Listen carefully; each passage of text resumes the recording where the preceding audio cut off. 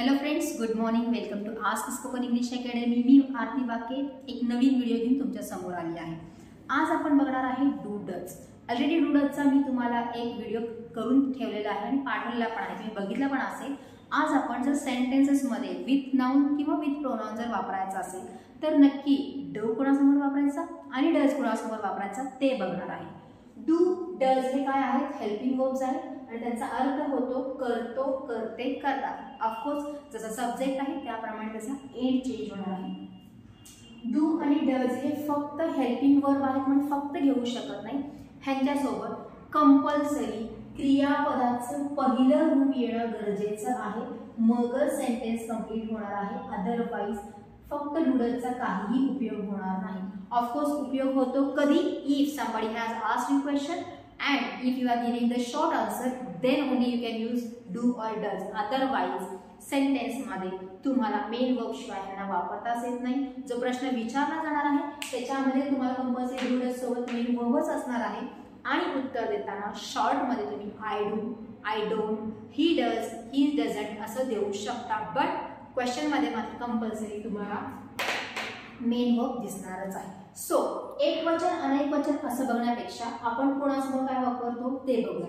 आता तुम्ही म्हणाल एक वचन अनेक वचन का होत नाही? होतं. ऍक्च्युली एक वचन अनेक वचनच आहे, फक्त एक्सेप्शन काय आहे? आय.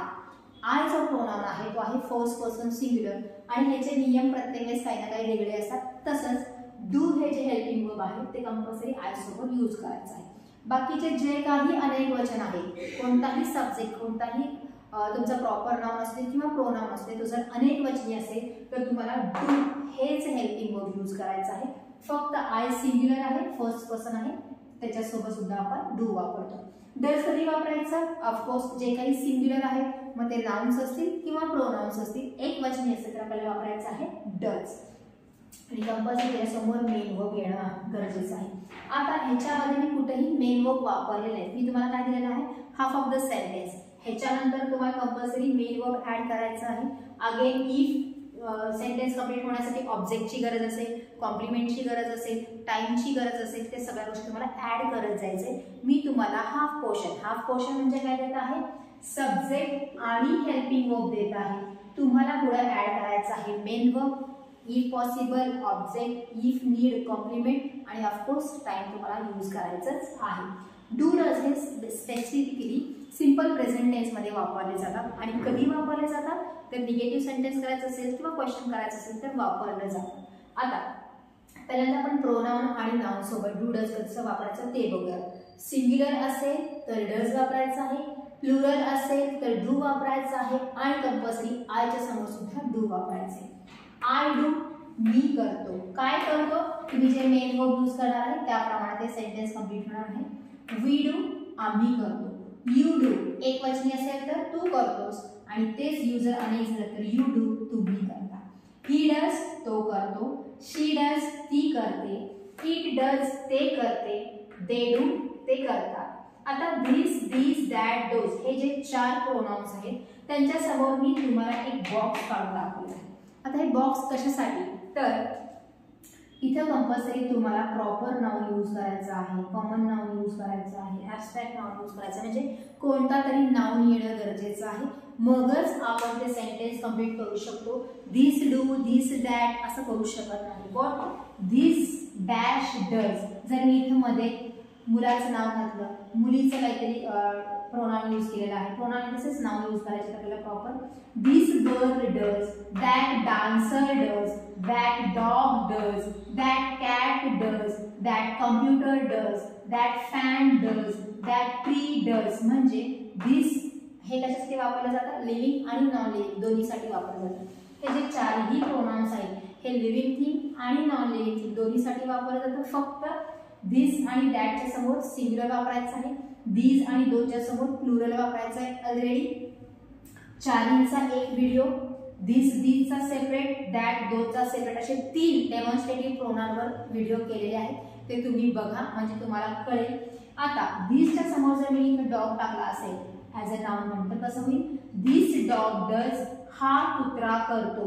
जर इथं झाड टाकलं असेल तर हे झाड करतं. इथं जर एखाद्या मुलीचं काहीतरी नाव टाकलं असतं तर काय झालं असतं? दिस डान्सर डज, ही डान्सर करते. काय करते? Again we have to add the main verb. Without noun आपण ह्यांचा वापर करू शकत नाही इथे तरी.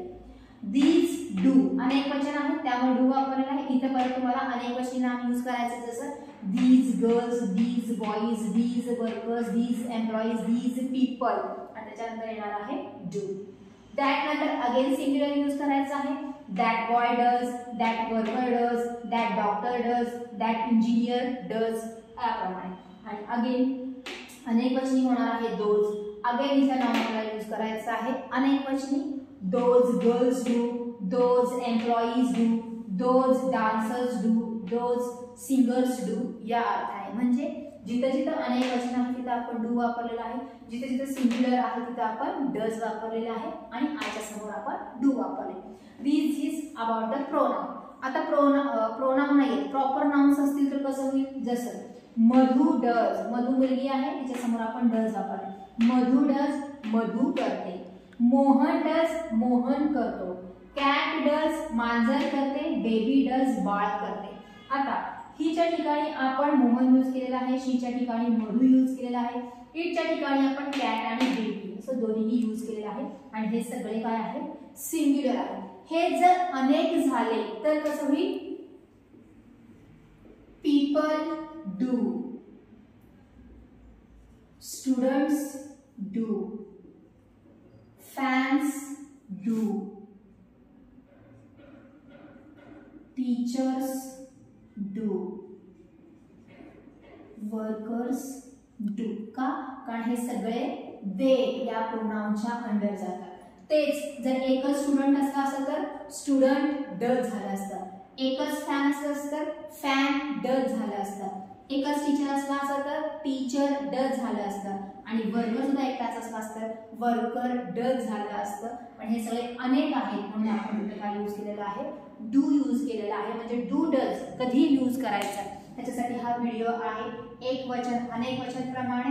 त्याच्यानंतर कंपल्सरी प्रत्येकानंतर क्रियापद येणं गरजेचं आहे.